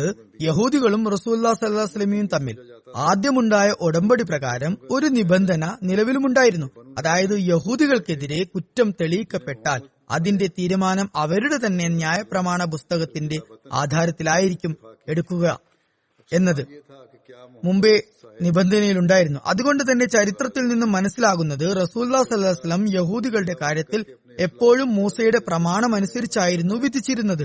നാം തോറ വായിക്കുമ്പോൾ ബനു ഖുറൈള അനുവർത്തിച്ച അപരാധത്തിനുള്ള ശിക്ഷ സാദ് ബിൻ മുആദ് നിർദ്ദേശിച്ചത് അതുപോലെ തന്നെ എഴുതപ്പെട്ടിരിക്കുന്നു എന്ന് നമുക്ക് കാണാം. എന്തായാലും ബനു ഖുറൈളയുമായി ബന്ധപ്പെട്ട ഹദ്റത്ത് സാദ് ബിൻ മുആദിനെ കുറിച്ചുള്ള വിശദാംശങ്ങൾ ഇത്രയും തന്നെ ധാരാളമാണ്. ഹദ്റത്ത് സാദ് ബിൻ മുആദിനെ കുറിച്ചുള്ള കുറച്ചു ഭാഗം ബാക്കിയുണ്ട്. ഇൻഷാ അല്ലാഹ് അത് പിന്നീട് വിവരിക്കുന്നതായിരിക്കും. ഇനി ഞാൻ ചില വഫാത്തായവരെ കുറിച്ച് വിവരിക്കുന്നതായിരിക്കും. അവർ കഴിഞ്ഞ ദിവസങ്ങളിൽ വഫാത്താവുകയുണ്ടായി. ഇൻഷാ അല്ലാഹ് അവരുടെ ജനാസ നമസ്കാരവും ജുമാ നമസ്കാരത്തിന് ശേഷം നിർവഹിക്കപ്പെടുന്നതായിരിക്കും. ജനാസ ഗായിബ് ഞാൻ നമസ്കരിപ്പിക്കുന്നതായിരിക്കും. ആദ്യമായി പറയാനുള്ളത് और उसके लिए आपने ഹാജിയ റുക്കിയ ഖാലിദ് സാഹിബയെ കുറിച്ചാണ്. അവർ സദർ ലജന ഇമായില്ല ഖാനിയായിരുന്നു. ജൂൺ 30 65-ാമത്തെ വയസ്സിൽ അവർ ने इस शर्म से कि उन्होंने വഫാത്താകുകയുണ്ടായി. ഇന്നാലില്ലാഹി വ ഇന്നാ ഇലൈഹി റാജിഊൻ. അവർക്ക് യൂട്രൈൻ ക്യാൻസർ, ഗർഭാശയ ക്യാൻസർ ആയിരുന്നു. ज्यादा रुजू नहीं किया। പിന്നീട് അവർക്ക് രോഗശാന്തി ലഭിക്കുകയുണ്ടായി. അള്ളാഹു അവർക്ക് ആരോഗ്യം നൽകുകയുണ്ടായി. എന്നാൽ ഈ വർഷം മെയ് മാസം രണ്ടാമതും ആരോഗ്യം വഷളാകുകയുണ്ടായി. തുടർന്ന് രണ്ടാമതും രോഗം तौर पर नहायत खतरनाक അറ്റാക്ക് ചെയ്തു. पैदा कर കുറച്ച് കാലം ഹോസ്പിറ്റലിൽ രോഗിയായി തുടർന്നതിന് ശേഷം ജൂൺ 30 അവർ വഫാത്താകുകയുണ്ടായി. ഹാജിയ റുക്കിയ ഖാലിദ് സാഹിബ ഖാനയിലുള്ള उसकी शराय വടക്ക് പ്രദേശത്തുള്ള വാഹ് എന്ന സ്ഥലത്ത് ഏപ്രിൽ മാസം 1955 ഒരു അഹമ്മദി കുടുംബത്തിലാണ് ജനിച്ചത്. അവരുടെ പിതാവ് അൽഹാജ് ഖാലിദ് സാഹിബ് മർഹൂം വാഹിന് അടുത്തുള്ള ഒരു ഗ്രാമത്തിൽ ഇമാമായിരുന്നു. അവിടെ മിക്കരും ബിംബാരാധകരായിരുന്നു. അദ്ദേഹം ബിംബാരാധകരായ ആളുകളുടെ ഇടയിൽ തബ്ലീഗ് ചെയ്ത് അവിടെ ജമാഅത്ത് സ്ഥാപിക്കുകയുണ്ടായി. तो वहाँ इस किस्म की जो മർഹൂമയുടെ ബാല്യകാലം അവർ കഴിച്ചുകൂട്ടിയത് വാഹിൽ തന്നെയായിരുന്നു. അവർ വളരെയധികം അച്ചടക്കമുള്ള, അതുപോലെ മാന്യയായ, ആദർശവതിയായ ഒരു സ്ത്രീ ആയിരുന്നു. അവരുടെ ജോലി അധ്യാപനമായിരുന്നു, ടീച്ചറായിരുന്നു. അവർ बरूकुरैदा के തന്റെ സഹപ്രവർത്തകരുടെ ഇടയിലും അതുപോലെ ജമാഅത്തിലെ മറ്റ് അംഗങ്ങളുടെ ഇടയിലും ഒരു മാതൃകാ വനിതയായിരുന്നു. 7 दिन मौज के ജോലിയിൽ നിന്നും വിരമിച്ച ശേഷം അവർ ബുസ്താനെ അഹമ്മദിൽ അഹമ്മദിയ ഇന്റർനാഷണൽ സ്കൂളിലെ ഹെഡ് മിസ്ട്രസായി സേവനം അനുഷ്ഠിച്ചു വരികയായിരുന്നു. मैं കുട്ടികളുടെ വിദ്യാഭ്യാസം, അവരുടെ തർബിയത്ത് എന്നീ കാര്യങ്ങളിൽ അവർക്ക് പ്രത്യേക ശ്രദ്ധയായിരുന്നു. ഒരുപാട് കുട്ടികളുടെ പഠന ചെലവുകൾ അവർ വഹിക്കുമായിരുന്നു. അതുപോലെ ഒരുപാട് കുട്ടികളെ തന്റെ വീട്ടിൽ നിർത്തിക്കൊണ്ട് അവർ യാതൊരു പ്രതിഫലവും വാങ്ങാതെ പഠിപ്പിക്കുമായിരുന്നു. 2017 അവർ സദർ ലജനയുമായില്ല ആയി നിയമിക്കപ്പെടുകയുണ്ടായി. 65 साल की उम्र में സദറായിരുന്ന കാലം വരെ അവർ വളരെ നല്ല നിലയിൽ പ്രവർത്തനങ്ങൾ കാഴ്ചവെക്കുകയുണ്ടായി. രോഗി ആയിരുന്നിട്ട് കൂടി അവർ തന്റെ എല്ലാ കടമകളും നിറവേറ്റുകയുണ്ടായി. വഫാത്ത് സമയത്ത് അവർ സദർ ലജ്നായുമായില്ല ഖാന ആയിരുന്നു. ഒരുപാട് പരിപാടികൾ അവർ ആസൂത്രണം ചെയ്യുകയുണ്ടായി. കോവിഡ് കാരണം ഉള്ള നിയന്ത്രണങ്ങൾ ഉണ്ടായിട്ട് കൂടിയും അവർ ഇന്റർനെറ്റ് തുടങ്ങിയ സംവിധാനം ഉപയോഗിച്ച് ഒരുപാട് പ്രോഗ്രാമുകൾ തർബിയത്ത് സംബന്ധമായി നടത്തി. അങ്ങനെ ലജ്നയുടെ തർബിയത്തിന്റെ പ്രവർത്തനങ്ങൾ അവർ മുന്നോട്ട് കൊണ്ടുപോകുകയുണ്ടായി. നമസ്കാര കാര്യങ്ങളിൽ അവർ വളരെയധികം ചിട്ട പാലിച്ചിരുന്നു. വളരെയധികം താല്പര്യത്തോട് അവർ നന്മകൾ ചെയ്യുമായിരുന്നു. തഹജ്ജുദ് നമസ്കരിക്കുന്ന ആളായിരുന്നു. അതുപോലെ കൃത്യമായി ചന്ത നൽകുന്ന വനിതയായിരുന്നു. മൂസിയ ആയിരുന്നു മർഹുമ. അതുപോലെ ഖിലാഫത്തുമായി വളരെ നല്ല ബന്ധമായിരുന്നു. അവരുടെ സന്തപ്ത കുടുംബത്തിൽ 2 ആൺകുട്ടികളും ഒരു പെൺകുട്ടിയും 4 പേരക്കുട്ടികളുമുണ്ട്. അള്ളാഹു അവർക്ക് മഗ്ഫിറത്ത് നൽകുമാറാകട്ടെ, കരുണ ചൊരിയുമാറാകട്ടെ, ദറജകൾ ഉയർത്തുമാറാകട്ടെ. അവരുടെ സന്താന പരമ്പരയിലും അവരുടെ നന്മകൾ തുടർന്നു കൊണ്ടുപോകാനുള്ള തൗഫീഖ് നൽകുമാറാകട്ടെ. രണ്ടാമത്തെ ജനാസ ആഫ്രിക്ക, ഇംഗ്ലണ്ട്, അമേരിക്ക എന്നിവിടങ്ങളിൽ മുബല്ലിഗായി സേവനമനുഷ്ഠിച്ചിരുന്ന മുബാറക് അഹമ്മദ് സാഹിബ് മർഹൂമിന്റെ ഭാര്യയായ സഫിയ ബേഗം സാഹിബയുടേതാണ്. അവർ 27 ജൂണിൽ 93 വയസ്സിൽ വഫാത്താകുകയുണ്ടായി. ഇന്നാലില്ലാഹി വ ഇന്നാ ഇലൈഹി റാജിഊൻ. അവർ ഹദരത്ത് കാസി അബ്ദുസലാം ഭട്ടി സാഹിബിന്റെയും അതുപോലെ മുബാറക്ക ബേഗം സാഹിബയുടെയും മകളായി 1926 ഒക്ടോബറിൽ ജനിക്കുകയുണ്ടായി. അവർ ഹജറത്ത് മസീമ ഇസ്ലാമിന്റെ സഹാബാക്കളായ ഹജറത്ത് കാസി അബ്ദുറഹീം സാഹിബിന്റെ പൗത്രിയും അതുപോലെ ഹജറത്ത് കാസി സിയാവുദ്ദീൻ സാഹിബിന്റെ പ്രപൗത്രിയും ആയിരുന്നു. ഒരുപാട് നന്മകളുടെ ഉടമസ്ഥയായിരുന്നു. ഒരുപാട് ദുആ ചെയ്യുന്ന മഹദിയായിരുന്നു. ഖിലാഫത്തുമായി അനിതര സാധാരണമായ നിലയിൽ അവർക്ക് സ്നേഹവും ബന്ധവും ഉണ്ടായിരുന്നു. അവർ തന്റെ മക്കൾക്കും അതുപോലെ പേരക്കുട്ടികൾക്കും കൂടി ഈ ബന്ധം ഉണ്ടാക്കിക്കൊടുക്കുകയുണ്ടായി. മർഹൂമ മൂസിയ ആയിരുന്നു. ഷെയ്ഖ് മുബാറക് അഹമ്മദ് സാഹിബുമായി അവരുടെ രണ്ടാമത്തെ വിവാഹമായിരുന്നു നടന്നിരുന്നത്. അതിൽ അവർക്ക് ഒരു മകളുണ്ട്. അതുപോലെ ആദ്യത്തെ ഭർത്താവിൽ നിന്നും മക്കളുണ്ട്. ആദ്യത്തെ ഭർത്താവ് നസീർ അഹമ്മദ് ഭട്ടി സാഹിബ് ആയിരുന്നു. ഷെയ്ഖ് സാഹിബ് വിവിധ രാജ്യങ്ങളിൽ സേവനമനുഷ്ഠിച്ചപ്പോൾ അദ്ദേഹത്തോടൊപ്പം വളരെയധികം ആത്മാർത്ഥതയോടെ ഇവർ കൂടെ താമസിക്കുകയുണ്ടായി. सफिया बेगम साहिबा एलिया मोहतरम शेख मुबारक ഇവരുടെ സംതൃപ്ത കുടുംബത്തിൽ ഷെയ്ഖ് സാഹിബിന്റെ ആദ്യ ഭാര്യയിൽ നിന്നുള്ള ഒരു പെൺകുട്ടിയും അതുകൂടാതെ അവരുടെ തന്നെ മക്കളായ 2 പെൺകുട്ടികളും 3 ആൺകുട്ടികളുമുണ്ട്. इलाही वफात पा गई. അവരുടെ ഒരു മകൻ റഹീം മുഹമ്മദ് ഭട്ടി സാബ് ഇവിടെ പ്രൈവറ്റ് സെക്രട്ടറിയുടെ ഓഫീസിൽ വളണ്ടിയറായി സേവനമനുഷ്ഠിക്കുകയാണ്. അതുപോലെ ഒരു कि हाँ പൗത്രൻ തഗീർ ഭട്ടി മുറബി സിൽസിലയാണ്. വക്കാലത്ത് തഫ്സീർ യുകെയിലാണ് അദ്ദേഹം സേവനമനുഷ്ഠിക്കുന്നത്. അതുപോലെ മറ്റൊരു പേരക്കുട്ടി അഹമ്മദ് ഫവാദ് ഭട്ടി വഖഫ് ജിന്ദഗിയാണ്. അദ്ദേഹം അഹമ്മദിയ കോളേജ് കാനൂയിൽ ടീച്ചറായി സേവനമനുഷ്ഠിക്കുകയാണ്. അതുപോലെ മറ്റൊരു പേരക്കുട്ടി ഖലീഖ് ഭട്ടി പഠനം പൂർത്തിയാക്കിയതിനു ശേഷം വഖഫ് ചെയ്ത് അബ്ദു റീജിയനിൽ സേവനമനുഷ്ഠിക്കുകയാണ്. അതുപോലെ ഒരു പേരക്കുട്ടി നബീൽ ഭട്ടി 2 വർഷം മുമ്പ് വലിയ രോഗത്തിൽ അകപ്പെടുകയും ഏകദേശം മരണാസന്നനാകുകയും ചെയ്യുകയുണ്ടായി. ഇവർ ഒരുപാട് ദുആ ചെയ്തതിന്റെ ഫലമായി അള്ളാഹു ഇവർക്ക് കുട്ടിക്ക് രോഗശാന്തി ലഭിക്കും എന്ന് മുമ്പേ അറിയിക്കുകയും അതുപോലെ അള്ളാഹു ആ കുട്ടിക്ക് ശിഫ നൽകുകയും ചെയ്തു. എന്തായാലും ഈ രോഗം കാരണമായി ഇപ്പോഴും നബീൽ ഭട്ടിക്ക് ചില പ്രശ്നങ്ങളുണ്ട്. അള്ളാഹു ആ കുട്ടിക്കും പൂർണ്ണമായ സൗഖ്യം നൽകുമാറാകട്ടെ. സഫിയ ബേഗം സാഹിബ ആ കുട്ടിക്ക് വേണ്ടി ചെയ്ത ദുആകളൊക്കെ അള്ളാഹു സ്വീകരിക്കുമാറാകട്ടെ. ഈ കുട്ടിയും വഖഫ് അംഗമാണ്. അള്ളാഹു ആ കുട്ടിയെയും അതുപോലെ തന്നെ നബീൽ ഭട്ടിയുടെ മക്കളെയും ഒക്കെ ദീനിന്റെ സേവകരാക്കി തീർക്കുമാറാകട്ടെ. ഇവരുടെ മകൾ ഫരീദ ഷെയ്ഖ് സാഹിബ വിവരിക്കുന്നു, ഞങ്ങളുടെ ഉമ്മ ഹസ്രത്ത് മസീഹ് ഇസ്ലാമിനെ ഒരുപാട് സ്നേഹിക്കുന്ന ഒരു വ്യക്തിയായിരുന്നു. എല്ലാ സമയവും ഹസ്രത്ത് മസീഹ് ഇസ്ലാമിന്റെ ഫോട്ടോ ചൂണ്ടിക്കാണിച്ചുകൊണ്ട് പറയുമായിരുന്നു, ഇദ്ദേഹം കാരണമാണ് നമുക്കെല്ലാം ലഭിച്ചത്, എല്ലാ അനുഗ്രഹവും ഇദ്ദേഹത്തിൽ നിന്നാണ് ലഭിച്ചത്. അതുപോലെ തന്നെ ആഫ്രിക്കൻ അമേരിക്കൻ സഹോദരിമാരുമായി ഇവർക്ക് നല്ല ബന്ധമായിരുന്നു. ഒരുപാട് അവരുടെ കാര്യങ്ങൾ ശ്രദ്ധിക്കുമായിരുന്നു. മിക്ക ദിവസവും അവരിൽ ആരെങ്കിലും വീട്ടിൽ വരുമായിരുന്നു. കിച്ചണിൽ ഇരുന്ന് അവരോട് ഒരു കുടുംബം എന്ന നിലയിൽ സംസാരിക്കുമായിരുന്നു. അതുപോലെ അവരുടെ ഒരു മകൾ നെയ്മ ഷബീർ സാഹിബ എഴുതുന്നു, വളരെയധികം വാത്സല്യനിധിയായ മാതാവാണ് അവർ. വളരെയധികം ക്ഷമ കൈക്കൊള്ളുന്ന, അതുപോലെ തനിക്ക് ബുദ്ധിമുട്ടുണ്ടായാലും മറ്റുള്ളവരുടെ കാര്യങ്ങൾ ശ്രദ്ധിക്കുന്ന ഒരു വനിതയായിരുന്നു. ഖിലാഫത്തുമായി ഉള്ള സ്നേഹം ഞങ്ങൾക്ക് ഉണ്ടാക്കി തന്നത് അവരായിരുന്നു. കൃത്യമായി ഹുസൂറിന് കത്തെഴുതാൻ അവർ പറയുമായിരുന്നു. അതുപോലെ ഹസരത്ത് മസീഹ് ഇസ്ലാമിന്റെ ദുആ തന്റെ മക്കൾക്ക് വേണ്ടി അവർ എപ്പോഴും ചൊല്ലുമായിരുന്നു. പാവപ്പെട്ടവരെയും യത്തീമുകളെയും ഒക്കെ അവർ വളരെയധികം ശ്രദ്ധിച്ചിരുന്നു. ചന്തയും സദക്കകളും ഒക്കെ കൃത്യമായി അവർ നൽകുമായിരുന്നു. ഹസ്രത്ത് ഖലീഫത്തുൽ മസീഹ് സാലിസ് റഹ്മത്തുള്ള വളരെയധികം സ്നേഹവായ്പോടുകൂടിയാണ് അവരുടെ വിവാഹം ഷെയ്ഖ് മുബാറക് അഹമ്മദ് സാഹിബുമായി നടത്തിയത്. ഷെയ്ഖ് സാഹിബ് മുബല്ലിഗാണ്. അദ്ദേഹത്തിന് ആദ്യത്തെ ഭാര്യ ഉണ്ടായിരുന്നു, അവർ മരണപ്പെട്ടു. അതുപോലെ ഇവർക്കും ആദ്യത്തെ ഭർത്താവ് ഉണ്ടായിരുന്നു, അദ്ദേഹവും മരണപ്പെടുകയുണ്ടായി.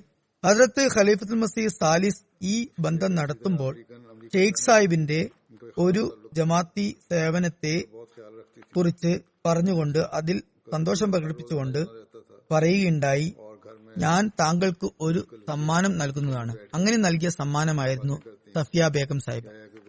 ഷെയ്ഖ് സാഹിബ് അതിനെ വളരെയധികം വിലമതിക്കുകയുണ്ടായി. അതുപോലെ അവരുടെ മക്കളെയും ആദ്യ ഭർത്താവിൽ നിന്നുണ്ടായ മക്കളെയും ഒരുപാട് പരിപാലിക്കുകയുണ്ടായി.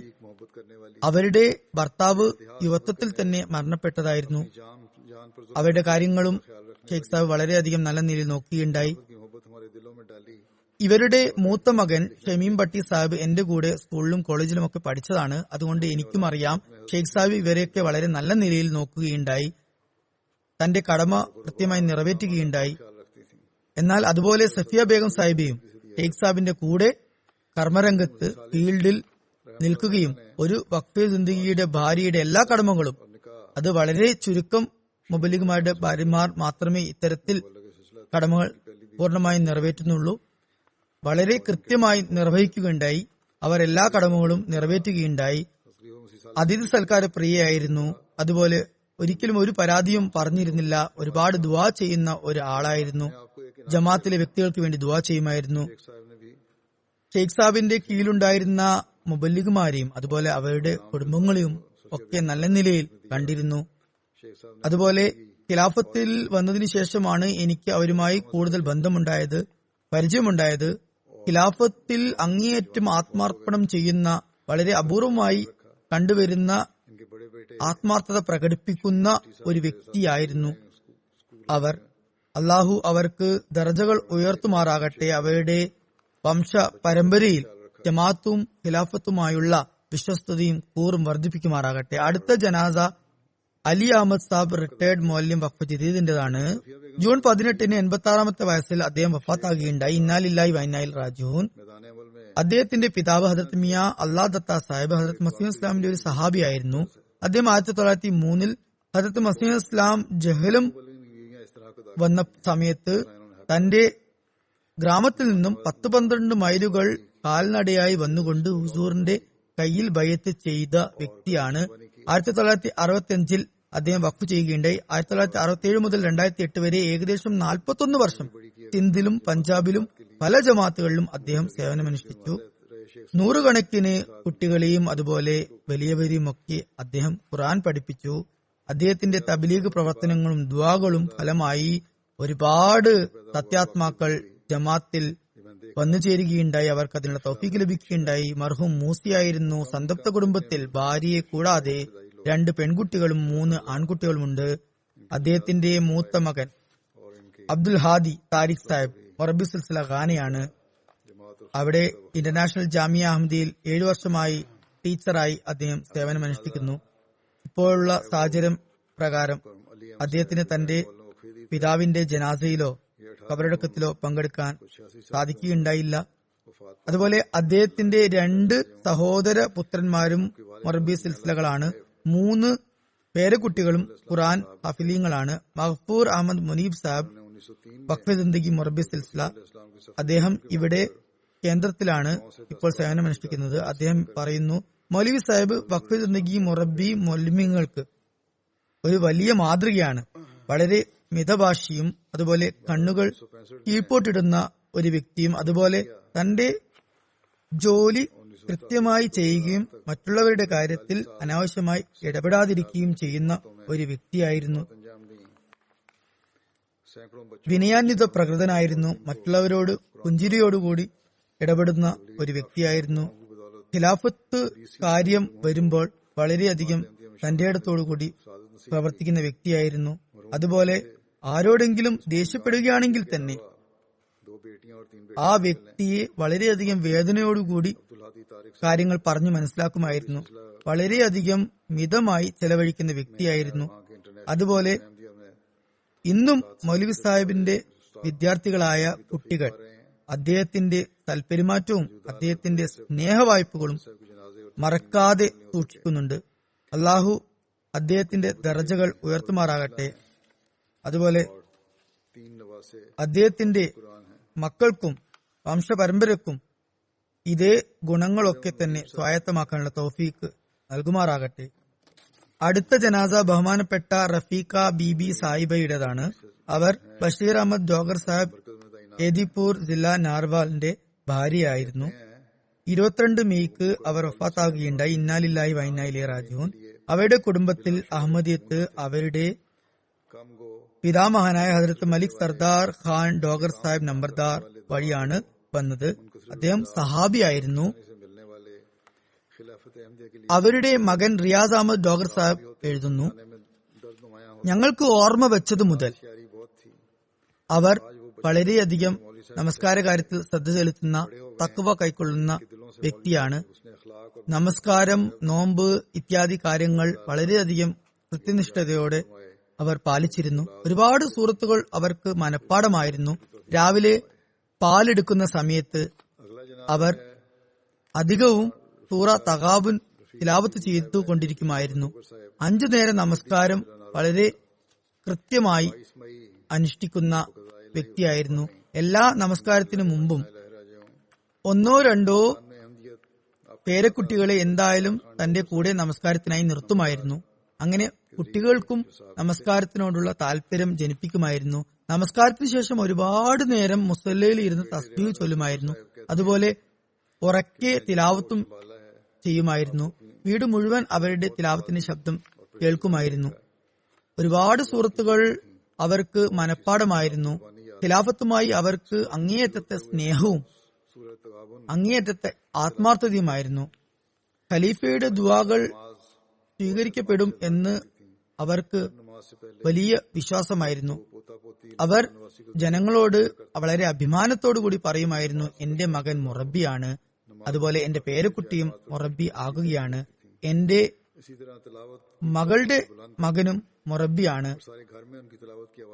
അതുപോലെ ഈ കുട്ടികളെയൊക്കെ കുറിച്ച് എപ്പോഴും ഓർക്കുകയും മിസ് ചെയ്യുകയും ചെയ്യുമായിരുന്നെങ്കിലും അവർ പറയുമായിരുന്നു, അള്ളാഹുവിന്റെ അതിമഹത്തായ അനുഗ്രഹത്താൽ എന്റെ വംശ പരമ്പര, എന്റെ ശാഖ ഈ ലോകത്ത് മുഴുവൻ വ്യാപിച്ചുകൊണ്ടിരിക്കുകയാണ്. സന്തപ്ത കുടുംബത്തിൽ 6 ആൺകുട്ടികളും 1 പെൺകുട്ടിയും അതുപോലെ തന്നെ പേരക്കുട്ടികളും ഉൾപ്പെടുന്നു.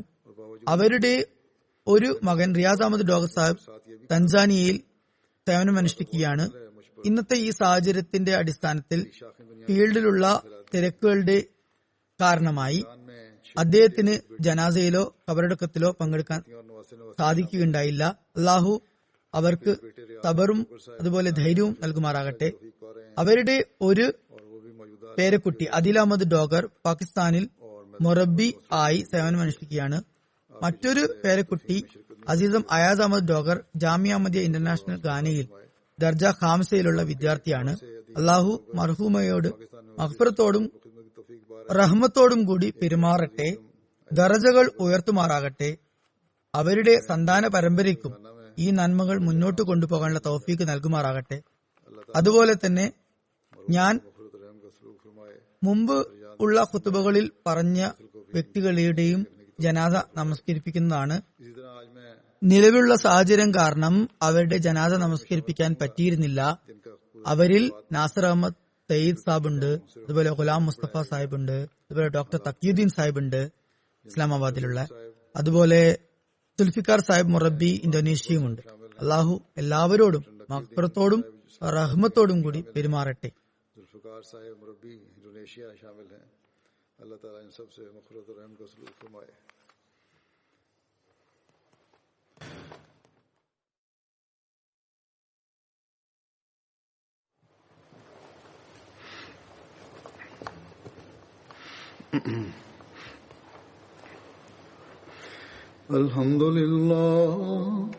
الحمد لله نحمده ونستعينه ونستغفره ونؤمن به ونتوكل عليه ونعوذ بالله من شرور أنفسنا ومن سيئات أعمالنا.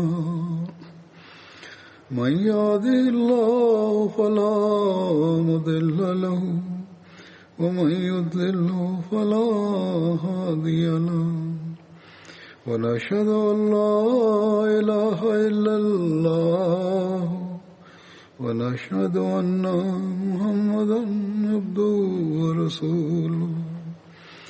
عباد الله رحمكم الله، إن الله يأمر بالعدل والإحسان وإيتاء ذي القربى وينهى عن الفحشاء والمنكر والبغي يعظكم لعلكم تذكرون.